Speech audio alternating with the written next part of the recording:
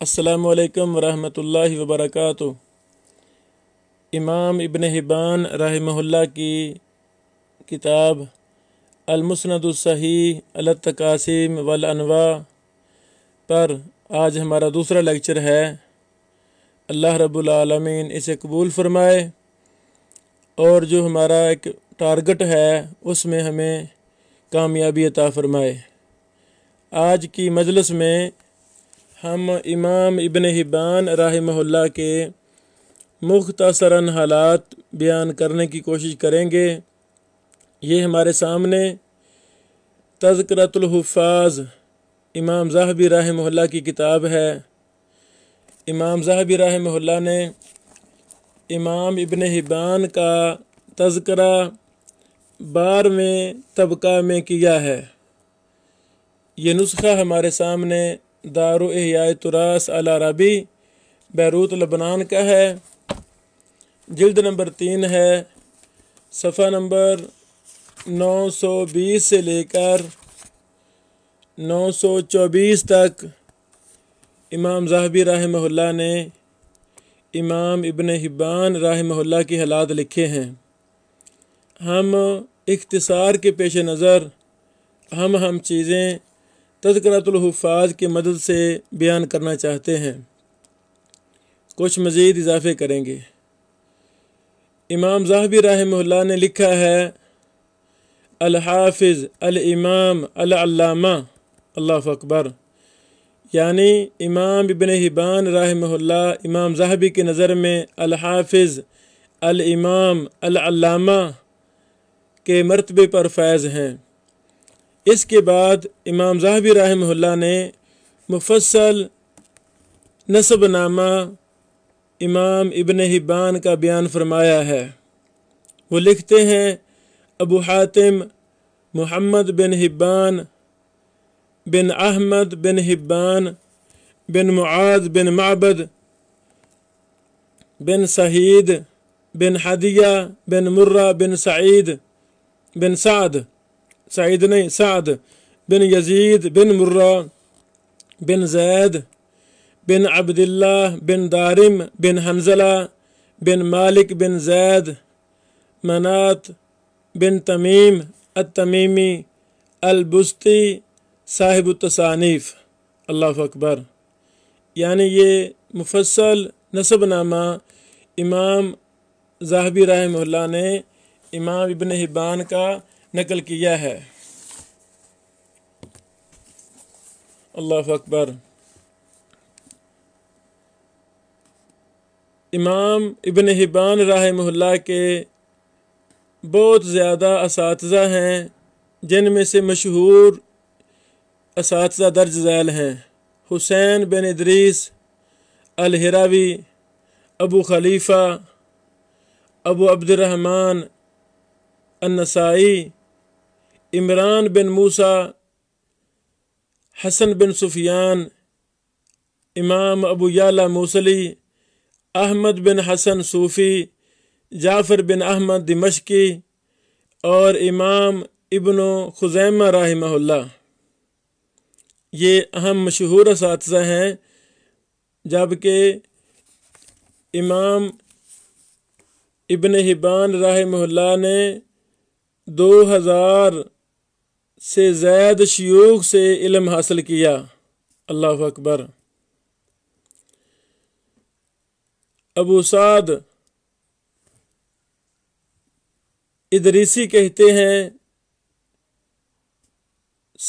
دیر سے سمرقند کے عہدہ قضاء پر فیض رہے،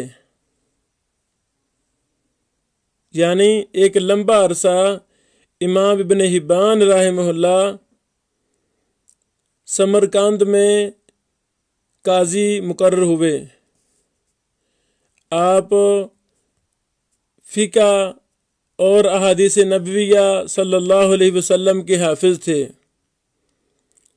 نجوم، طب اور دیگر علوم و فنون کے بڑے ماہر تھے، اللہ اکبر۔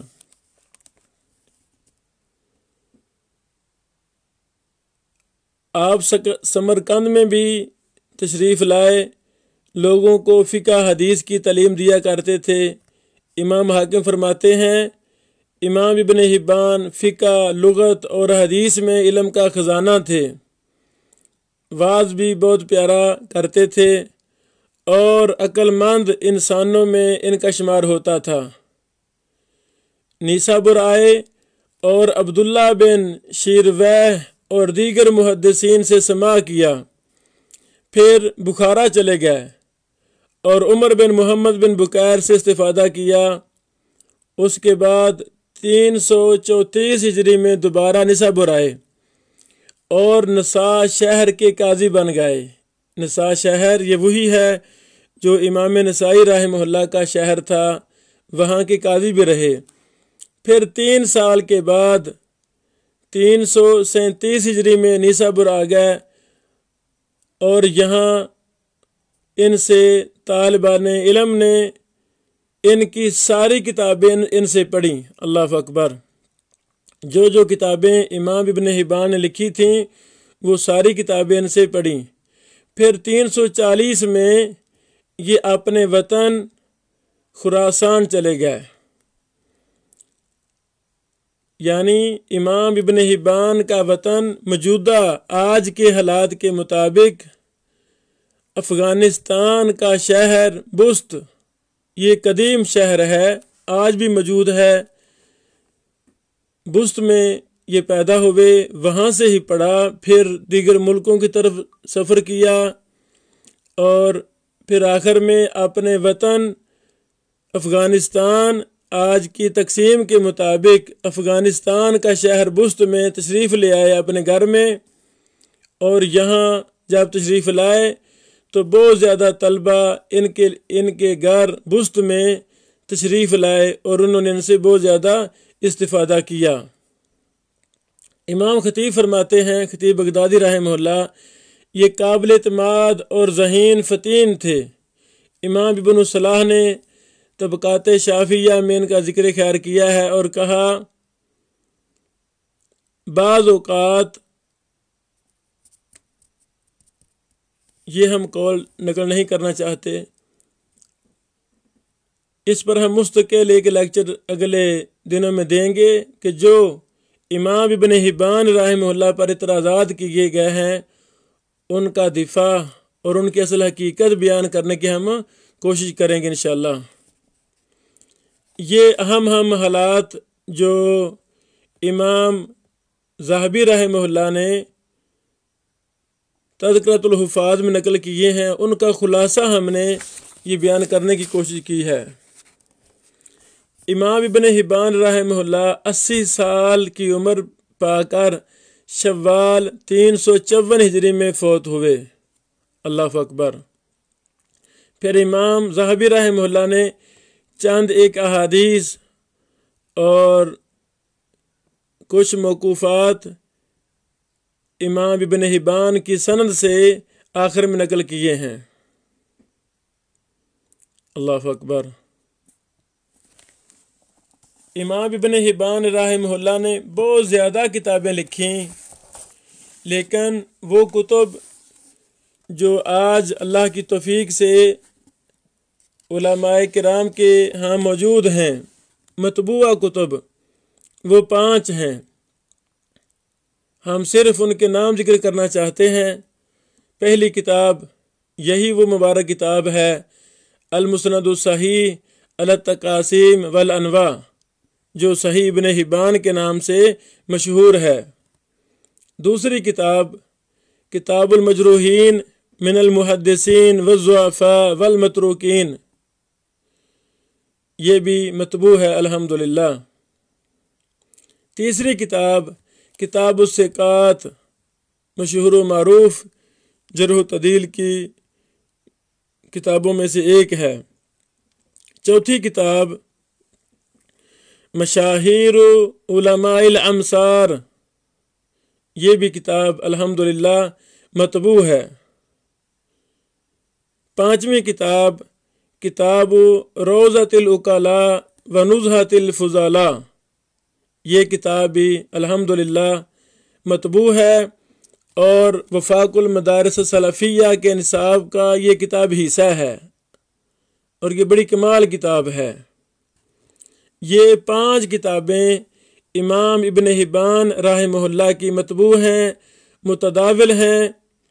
فی الحال ہمارے پیش نظر امام ابن حبان کی المسند الصحیح علی التقاسیم والانواع ہے۔ اس پر ہم ایک لیکچر دینا چاہتے ہیں اس کے منہج پر۔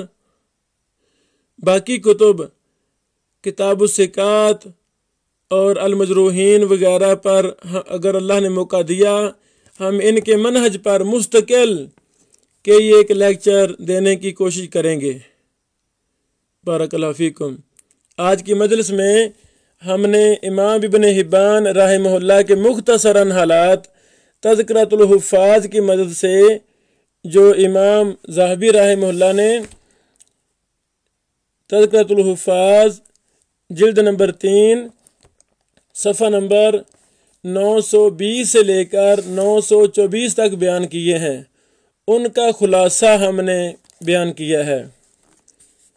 ابھی اگلا لیکچر ہمارا وہ انشاءاللہ العزیز امام ابن حبان جرح و تعدیل کی میزان کے عنوان پر ہوگا کہ ائمہ محدثین نے امام ابن حبان کو کن الفاظ سے یاد کیا ہے،